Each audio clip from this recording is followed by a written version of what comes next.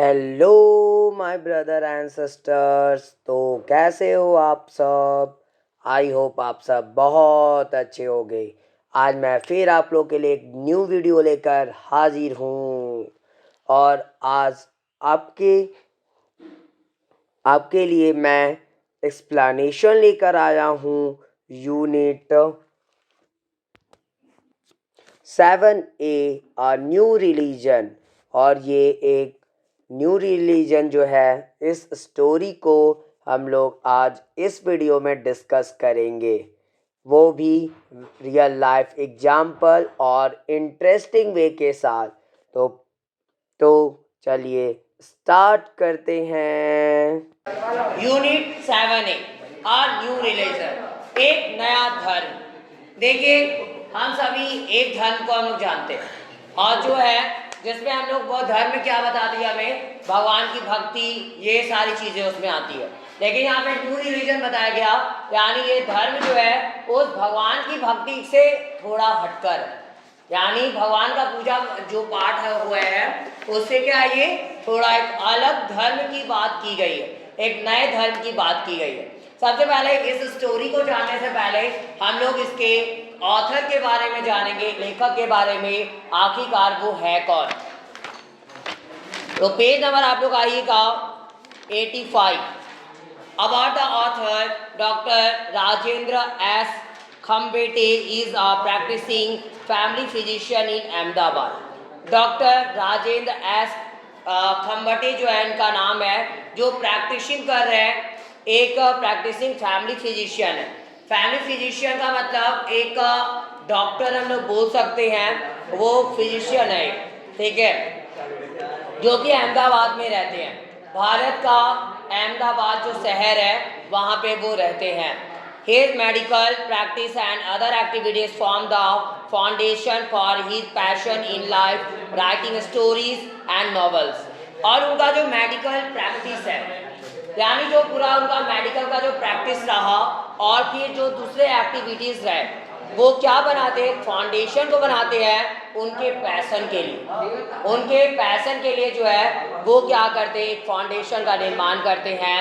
In life writing stories, life में जो भी उनका पैशन है उसमें क्या करके, तो स्टोरीज लिखने के द्वारा स्टोरी वो लिख रहे हैं। उसके बाद नॉवेल्स लिखे हैं। टिल डेट नॉवेल्स होते हैं वैसी कहानी जो एक बुक में सिर्फ एक स्टोरी होती है, वैसा कहानी जो पूरा एक बुक में जो है एक स्टोरी ही होगा। और till date he has contributed hundreds of short story, और आज तक वो जो है कई सारे नॉवेल्स और कहानियाँ लिखते हैं, और वह जो है योगदान दे चुके हैं शॉर्ट स्टोरीज के 100 लगभग शॉर्ट स्टोरीज का योगदान दिए, मतलब लगभग 100 स्टोरीज को वो लिखे हैं। यहाँ पे वो जो उनका यहाँ जब डॉक्टर वो बने तो उनका जो प्रैक्टिस रहा, जो भी चीज़ें उनके साथ घटी, जो भी घटनाएं, कैसे मरीज, जो भी मरीज ये सब आए, वो सारी चीज़ों को देखे वो सबसे पहले, और वही सारी चीज़ों को देखकर उनके मन में कई सारे ख्याल आते हैं, और उसी ख्याल को वह स्टोरी और नॉवेल्स ये सब के माध्यम से दिखाना चाहते हैं। तो अब हम लोग स्टोरी को स्टार्ट करते हैं। उसके पहले before you read, have you ever heard the proverb, क्या आपने कभी ऐसा प्रोवर्ब सुना है? प्रोवर्ब का मतलब जिसको हम लोग मुहावरा बोलते हैं, ठीक है। तो हम क्या, आपने ऐसा कभी मुहावरा सुना है क्या? Cleanness is next to godliness, यानी गॉडलीनेस के बाद, मतलब देव भक्ति के बाद स्वच्छता आती है, ठीक है। देव भक्ति के बाद क्या आती है? स्वच्छता। यानी आप भगवान की पूजा करते हो वो ठीक है, लेकिन भगवान की पूजा करने के बाद एक और पूजा है जो आपको करनी चाहिए, और वो है स्वच्छता की पूजा। स्वच्छता पूजा का मतलब यहाँ पे स्वच्छता करने से मतलब है सफाई रखने से। हर एक जगह जहाँ पे हम रह रहे हैं या जहाँ कहीं पे भी हम लोग जाते हैं, वहाँ पे सफाई रखना बहुत ज़रूरी है। देखिए, ये चैप्टर जो आज हम लोग स्टार्ट करने वाले हैं, ये न्यू रिलीजन जो है वो सफाई के बारे में ही है। आज के टाइम में हम लोग सबसे ज्यादा देख रहे हैं पॉल्यूशन दिन प्रतिदिन बढ़ रही है और पॉल्यूशन इतना ज्यादा बढ़ रहा है कि कब मौसम बदल जाता है कुछ भी पता ही नहीं चलता। टेम्परेचर कब बहुत ज्यादा बढ़ जाता है। आज सुबह से ही हम लोग मौसम देख रहे हैं, ऐसे लग रही है जैसे अचानक से गर्मी का सीजन आ चुका है। ठीक है, सुबह से ऐसा फील हो रहा है, धूप जो आज की गर्मी है, हीट जो है सन की, वो बहुत ज़्यादा है। और ये सारी चीज़ें आज हम लोग को देखने को मिल रही है। सब कुछ क्या दिन प्रतिदिन अनबैलेंस होता दिखाई दे रहा है। कभी भी बारिश होने लगती है, कभी भी धूप निकल जाता है, वो भी बहुत गर्मी वाली धूप होती है। तो ये कंडीशन है, क्यों हो रही है आखिरकार? तो इसकी मुख्य वजह है पॉल्यूशन। क्योंकि पॉल्यूशन की वजह से दिन प्रतिदिन हमारा ओजोन लेयर जो है, आपको पता है एक एटमॉस्फेयर का लेवल एक कवर बना हुआ है हमारे पूरे एटमॉस्फेयर में। ठीक है, इस पृथ्वी के चारों तरफ से पूरी राउंड पे एक कवर है जिसको हमने ओजोन लेयर के एटमॉस्फेयर, और जिसमें ओजोन लेयर आती है। और वो क्या आ रही है, दिन प्रतिदिन वो पतली होती जा रही है। और वो ओजोन लेयर के पतले होने से जो सूरज की रोशनी है वो ज़्यादा मात्रा में पृथ्वी तक पहुंचती है। ठीक है, तो ऐसा अनुमान लगाया गया है 100 साल के अंदर, लगभग 100 साल में जो है अनुमान लगाया जाता है। तो 100 साल के अंदर में अभी बहुत हद तक टेम्परेचर बढ़ा है पहले के मुकाबले। आज से 100 साल पहले की अगर बात की जाए तो टेम्परेचर इतना नहीं था जितना आज हम लोग को देखने को मिलती है। आज गर्मी अगर आती है तो गर्मी भी 45-50 तक चली जाती है, और ये गर्मी झेलने वाली गर्मी नहीं होती। अगर 50 तक कहीं की गर्मी जा रही है, इसका मतलब खतरा है। समझ में आ रहा है? 40 पार जब गर्मी करता है तो वो बर्दाश्त नहीं कर सकते। पिछले साल की बात है, तिलैया इस जगह का ही गर्मी का जो टेम्परेचर रहा था वो लगभग 45 तक गया था। समझ में आ रहा है? जो कि कभी भी नहीं जाता था। 45 बहुत ज़्यादा गर्मी होती है उस टाइम पर, और अगर 45 क्रॉस कर जाए तो सोच सकते हो क्या हाल होगा। तो ये सारी कंडीशंस जो आज हम लोग को देखने को मिल रही है वो है पॉल्यूशन। उसकी वजह, मुख्य वजह पॉल्यूशन है। तो आज इस चैप्टर में हम लोग इसी क्लीननेस को के बारे में जानेंगे, कैसे क्लीननेस जो है वो नुकसान पहुंचा रही है लोगों को और हर एक बच्चों को। अब उसके आगे देखते हैं, the proverb outlines the importance of the habit of cleanliness in our daily life, not only at home but also in our surroundings। और ये प्रोवर्ब जो है वो आउटलाइन करती है किस चीज को, वो ये बताती है कि आखिरकार क्लीननेस की जो हैबिट है, यानी सफाई करने की जो आदत है, हमारी जो आदत होती है सफाई करने की, वो हमारे लिए कितनी जरूरी है, कितनी आवश्यकता रखती है वो हमारे लाइफ में। हमारा जो प्रत्येक दिन का जीवन है उसमें बहुत बड़ा उसका इम्पोर्टेंस है। नॉट ओनली एट होम, सिर्फ घर पर ही नहीं, सिर्फ घर पर ही नहीं, आपके आस पड़ोस में भी। आपके आस पड़ोस में कहाँ पे कहाँ गंदगी है, वो सारी चीज़ों को देखना, आपको उस जगह को गंदा ना करना, वो चीज़ें भी हम लोग की दायित्व बनती है। हम लोग का रिस्पॉन्सिबिलिटी है कि आज हमारे आसपास में भी देखा जाए कहाँ पे ज़्यादा गंदगी, कौन कचरा फेंकने की कोशिश कर रहा है इधर उधर, उसको रोकना है। और अगर आज उसे नहीं रोका गया तो कल हमारे लिए भी खतरा बनेगा। सबके लिए तो बनेगा ही, साथ में हम लोग के लिए भी खतरा है। आज हम लोग क्या है, दिन प्रतिदिन सेल्फिश भी हो रहे हैं।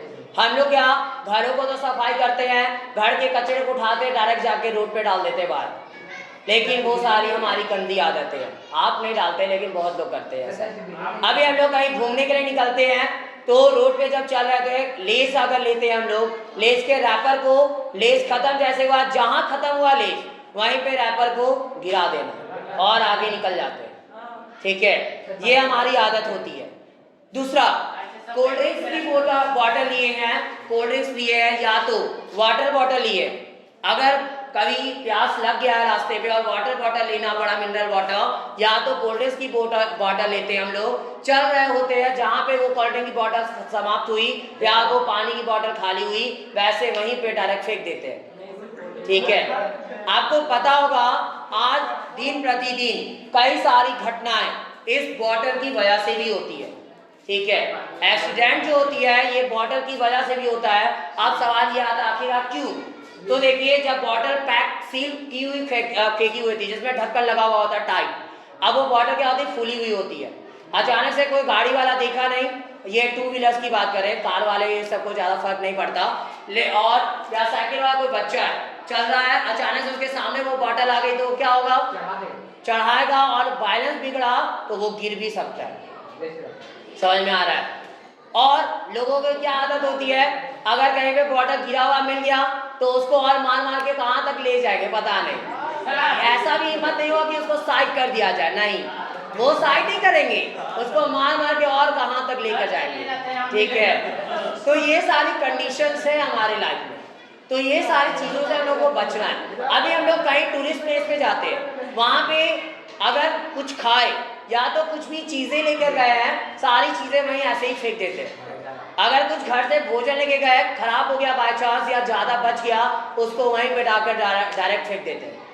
वो सारी क्या हो रही है, वो पॉल्यूट कर रहा है, वो जमीन को, एक तो लैंड पॉल्यूशन हो रही है उससे, और दूसरा बाद में क्या किया जाता है, कई जगहों पर उसी प्लास्टिक को इकट्ठा किया जाता है और माचिस लगा जला दिया जाता है, और वो जलाने की वजह से एक ऐसी जहरीली गैस निकलती है जो हमारे लाइफ को बर्बाद करती है और हमारे लिए जानलेवा है। जब हम लोग प्लास्टिक को जलाते हैं उस टाइम लगता है कि प्लास्टिक जलाने से कचरा समाप्त हो गया, लेकिन कचरा समाप्त नहीं होता, बल्कि कचरा आप और बढ़ा देते हो और पॉल्यूशन बढ़ती है उससे। और वही धुआं अगर आपके नाक में जा रही है और रियली जाती भी है, आप देखोगे अगर कहीं आपसे थोड़ी दूर भी अगर कहीं कुछ जल रहा होता है प्लास्टिक ये सब, तो आपके नाक तक जब पहुंचती है वो हवा, गैस, उसकी हवा जब पहुंचती है, वो रियली बहुत बेकार होती है उसकी स्मेल। समझ में आ रहा है? आप उस स्मेल को लेना नहीं चाहते, लेकिन फिर भी ना चाहते हुए वो स्मेल हमारे नाकों के अंदर चली जाती है और वो हमारे लंग्स को डैमेज करती है, और लंग्स के बाद जब लंग्स डैमेज होंगे तो आपको पता ही है हम लोग का क्या हाल होने वाला है। जब कोरोना आया था तो वो भी लंग्स को डैमेज करती थी। ठीक है, वो कोरोना नाम की जब बीमारी आई हुई थी तो वो किसको डैमेज कर रही थी, लंग्स को, और ऑक्सीजन की जरूरत लोगों को पड़ रही थी उस टाइम पे। तो आज के टाइम में हम लोगों को अवेयर होना होगा और ये सारी चीज़ों से बचना है। हम लोग अगर ये नहीं है कि हम मना करें कि लेज मत खाइए या कोल्ड ड्रिंक मत पीजिए, खाइए, अच्छी बात है, खाना चाहिए, लेकिन कम से कम इतना तो कर सकते हैं, उसको सही जगह पे रखना। अगर एक रैपर हमारे पैकेट में हम खुद रख लेंगे कुछ देर के लिए, जब तक डस्टबिन ना आ जाए, तो क्या बुरा हो जाएगा, कुछ बुरा होगा क्या? अगर एक रैपर हमारे पैकेट में रहेगी कुछ देर तक, कुछ बुरा होने वाला उससे नहीं होने वाला, लेकिन फिर भी हम लोग ये चीज़ को नहीं सोचते। आज हम लोग लंच कर रहे होते हैं स्कूल में, फील्ड में जाकर कोई भी बच्चे को देखते हैं बिस्किट खाता है या लेज या कुछ भी खाता है, रैपर को वहीं डाल फेंक देता है। कोई अगर देखता भी है तो उसको मना नहीं करता। तो आप लोग ये चीज़ को कम से कम देख सकते हो, अगर कोई फेंक रहा है तो उसको मना तो कर सकते हैं। समझ में आ रहा है? तो ये सारी कंडीशंस होनी चाहिए हमारे पास। कहावत भी, हम सुधरेंगे तो जग सुधरेगा। अब हम ही गलती करेंगे और दूसरा को बोलेंगे सुधारने के लिए, तो पक्का नहीं सुधरने वाला, क्योंकि आपको और बोलेगा कि तुम तो वैसे ही कर रहे हो, तो हम कहाँ से सुधर जाए। समझ में आ रहा है? इसलिए हम सुधरेंगे तब जग सुधरेगा, इसलिए पहले अपने आप को सुधारना। तो पहले खुद भी फेंकना बंद करिए और फिर दूसरों को भी मना करिए। जहाँ तक हो सकता है वहाँ तक कचरों को फैलाने से रोकना है। अब नुकसान सारे हम लोग स्टोरी के माध्यम से देखेंगे। Are you aware of the impact that you have on the environment? क्या आप जागरूक हैं उस प्रभाव का, जो प्रभाव देखने को मिल रही है, जो चेंजेस देखने को मिल रही है इन्वायरमेंट में, that you have on the environment, जो आपके पास जो वातावरण में जो बदलाव देखने को मिल रही है, प्रभाव देख रहे हैं हम लोग। If you are aware and admire, अगर आप सावधान हो, अगर आप सावधान हो और अगर आप प्रशंसा करते हो protect and preserve our environment, तो आप क्या करिए, अपने इन्वायरमेंट को बचाइए। अपने इन्वायरमेंट को क्या करना है, बचाना है। अपने इन्वायरमेंट को प्रोटेक्ट करिए और प्रिजर्व करिए, संरक्षित करिए, क्योंकि अगर बैलेंस बिगड़ा, इन्वायरमेंट खराब हुई, तो हम सभी जीवित नहीं रहेंगे। कुछ साल के बाद ऐसा देखने को मिलेगा, अगर ऐसा ही पॉल्यूशन बढ़ता रहा तो हम लोगों को सबसे ज़्यादा सांस लेने में दिक्कत होने वाली है, और ब्रीदिंग प्रॉब्लम्स जो होगी, जो ब्रीदिंग प्रॉब्लम और डिजीज जो होगी सबसे ज़्यादा संख्या में होगी उस टाइम पर। Our environment you are amazing, और आप आश्चर्यचकित हो गए हैं, and you can continue reading to, और आप जो है भी इसे पढ़ सकते हो आगे, लगातार आगे कहानी को जान सकते हो पढ़कर। आखिरकार जो है आप और क्या क्या कर सकते हैं अपने इन्वायरमेंट को बचाने के लिए, और अगर इन्वायरमेंट में ऐसे ही पॉल्यूशन फैलती रही तो क्या क्या नुकसान हो सकते हैं। स्टार्ट करते हैं हम लोग स्टोरी को। Sneha bicycle was stolen. Sneha का बाइसाइकिल चोरी हो गया था। स्नेहा नाम की एक लड़की है जिसका बाइसाइकिल चोरी कर लिया गया। It had rained heavily, और बारिश बहुत तेज हुई थी, and their school compound had become a waterlogged muddy quagmire, और इस उनका जो उसका स्कूल ग्राउंड जो था, स्कूल की पूरी जो ग्राउंड थी वो क्या हुई, वाटरलॉग मडी क्वैगमायर। वाटरलॉग मडी क्वैगमायर का मतलब होता है पूरा स्कूल का ग्राउंड में पानी भर जाना, पूरा कीचड़ कीचड़ हो जाना हर एक जगह, और ये ऐसी कंडीशन होती है जो बहुत भयावह होती है, और जिसमें आप जो है फिर डूब भी सकते हो। ऐसा कंडीशन जिसमें क्या होती है, आप डूब भी सकते हो, यानी पूरी दलदल। आप देखे होंगे कहीं पे मिट्टी अगर गीली होती है और बारिश और ज़्यादा हो जाती है तो मिट्टी में पैर धंस जाता है, ठीक है, पैर जो है उस मिट्टी में धंसती है, और तो ये सारी कंडीशंस जो है देखने को मिलती है। So everybody had to park is और हर बाइक्स आउटसाइड, और इसलिए प्रत्येक एक को यहाँ पे अपने जो भी उसके बाइक होते थे उसको बाहर में पार्क करना पड़ता था, यानी पूरा फील्ड ग्राउंड तो पानी से भरा हुआ था, तो अब पार्क करते कहाँ, तो वो लोग को क्या करना पड़ता, तो अब क्या होता है वहां पे, अब सारे बच्चों को जो भी लोग आते थे सबको क्या करना पड़ता था, सभी को जो है वो बाहर में पार्क करनी पड़ती थी। A thief had promptly taken advantage, और तभी एक चोर को जो है तुरंत क्या हुआ, मौका मिल गया, तुरंत चोर को एक मौका मिल गया, और वहीं पे क्या होती है, सेलेक्टिंग स्नेहा's रेड एंड गोल्ड रेशर, और वो सेलेक्ट करता है स्नेहा का जो रेड और गोल्ड रेशर था, वो साइकिल जो थी उसको वो सेलेक्ट किया।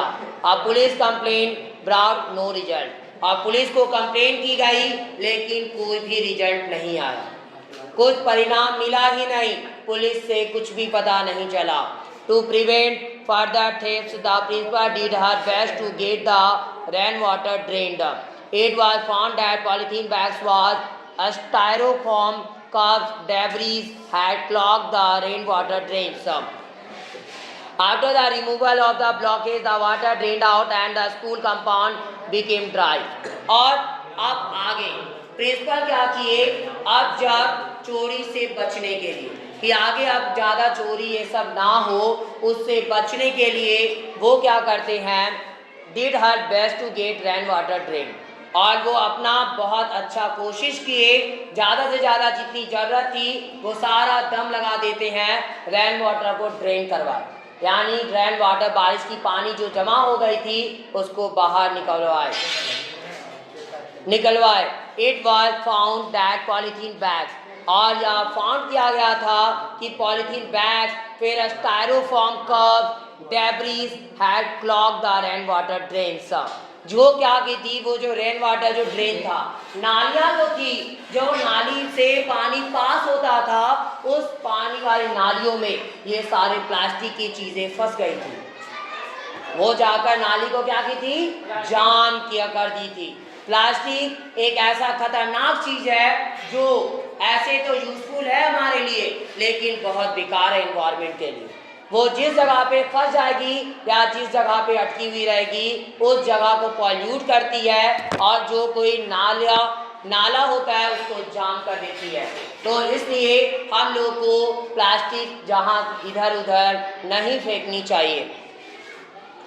After the removal of the blockage the water drained out. और जस्ट इस ब्लॉकेज को रिमूव करने के बाद अब पानी जो थी वो बाहर निकली and the school compound became dry. और स्कूल का कंपाउंड जो था अब सूखा, अब सूख गया, क्योंकि पानी वहाँ से बारिश वाली जो जमा हो गई थी उसको नालियों से निकाल दिया गया। But my bicycle is gone for ever. Sneha kept on welling, it was the best bike in the world। अब लेकिन मेरा बाइसाइकिल जो हमेशा के लिए चला गया, हमेशा के लिए तो उसका बाइसाइकिल गया, अब तो वो वापस आ नहीं सकता। अब वह जो है वेल करती है, विलाप करते हुए बोलती है कि अब तो मेरा बाइसाइकिल गया। It was the best bike in the world. और वह जो है सबसे अच्छा बाइक था पूरे संसार में, इस पूरी दुनिया में वह जो बाइक था सबसे अच्छा बाइक था। Without her bicycle she would have to walk to school with her heavy school bag. Without her bicycle she could not meet Ritu to share her grief or doom। Without her bicycle, अब क्या हुआ, वो अपनी bicycle के बिना she would have to walk to school with her heavy school bag. और उसे अब क्या करना पड़ेगा, स्कूल जो है आना पड़ेगा अपने भारी से बैग को लेकर, पैदल ही चलकर उसे आना पड़ेगा। और यहाँ पे क्या है, विदाउट हर बाइसाइकिल, और बिना बाइसाइकिल के she could not meet Ritu, और वो रीतू से भी मिल नहीं सकती थी। टू शेयर हर ग्रीफ, अपने दुख को, अपने प्रॉब्लम को बताने के लिए वो रीतू से भी नहीं मिल सकती थी। क्या हो रहा है, ओ डूम, यहाँ पे ओ डूम यानी कि यहाँ पे दुख को प्रकट कर रहा है। आगे प्रेक्षा dropped in to ask how Sneha's Ishe on how to protect our environment। चलिए आगे देखते हैं। तो हम लोग देख रहे थे यहाँ पे ओ डूम वो बोलती है, उसके बाद प्रेक्षा dropped in to ask how Sneha's Ishe on how to protect our environment was progressing। अब प्रेक्षा नाम की एक लड़की है जो क्या करती है, आती है कहाँ पे, स्नेहा के पास आती है, स्नेहा के इशे के बारे में जानने के लिए। या स्नेहा का जो इशे है कि कैसे जो है एनवायरनमेंट को हमारे एनवायरनमेंट को प्रोटेक्ट करना है, उस पर उनका क्या प्रोग्रेस चल रहा था, यानी कैसे वो काम कर रही थी उस इशे पे। Their class teacher had asked Sneha, Preksha and Siddharth to participate in an essay competition as the three were good at writing. और यहाँ पे उनके जो क्लास टीचर हैं वो क्या किए थे, स्नेहा से फिर प्रेक्षा और फिर सिद्धार्थ को बोले थे वो पार्टिसिपेट करने के लिए इसे कंपटीशन में। जैसा कि जानते वो तीनों जो हैं, तीनों की हैंड राइटिंग जो है वो बहुत अच्छी है। और the first prize was rupees 2000। और जो पहला प्राइज जो था वो 2000 रुपये थी, 2000 रुपये मिलने वाली थी पहले प्राइज पे, यानी पहला जो प्राइज जो रखा गया था वो 2000 रुपीज़ की रखी गई थी। आई हैव ऑलरेडी फिनिश्ड, मैं पहले से ही खत्म कर चुकी हूँ। प्रेक्षा सेड स्मगली, अब प्रेक्षा कही, प्रेक्षा वॉज द क्लास स्कॉलर, प्रेक्षा जो थी वो क्लास की विद्वान थी, वो बहुत अच्छी थी क्लास में। I don't think I can write without my bike, और मैं ऐसा सोचती भी नहीं कि मैं जो लिख सकती हूँ मेरे बाइक के बिना। मतलब अभी भी उसके साथ उसका पछतावा था उस बाइक के चोरी हो जाने का। I have already finished, Preksha said smugly. Preksha was a class scholar. I don't think I can ride without my bike. I did not know you rode with your bike. Preksha squealed with laughter. और मैं तो जानती ही नहीं थी कि तुम जो हो जो लिखी with your bike, अपने बाइक के साथ लिखी है। प्रेक्षा स्क्वेयर्ड विथ लाफ्टर, अब वह जो है बोली हंसी के साथ बोलती है। Sneha gave Preksha braid a sharp pull in revenge, और स्नेहा जो है प्रेक्षा के ब्रेड है उसको क्या करती है, एक शार्प फूल कर दी, खींचती है उसको बदले में। उसको जो है अब गुस्सा आ जाता है। ये जब बोली कि तुम जो कि लिख नहीं सकती हो, तुम्हारा बाइक चला गया और तुम बोलते हो क्या हो गया इससे, तो थोड़ा मजाक बना देती है उसका, तो उसको गुस्सा आ जाता है। और अब आज इस वीडियो में इतना ही। बाकी बचे स्टोरी के एक्सप्लेनेशन को हम लोग नेक्स्ट वीडियो में देखेंगे। अगर आपको यह एक्सप्लेनेशन पसंद आई हो तो प्लीज़ मेरे इस वीडियो को लाइक ज़रूर करें और ज़्यादा से ज़्यादा शेयर करें ताकि और भी बच्चों तक यह स्टोरी के एक्सप्लेनेशन पहुंच सके। और मेरे इस चैनल को सब्सक्राइब भी ज़रूर करें ताकि मेरी आगे आने वाले वीडियो की नोटिफिकेशन आपको सबसे पहले मिल सके। Thanks for watching my video. Have a nice day.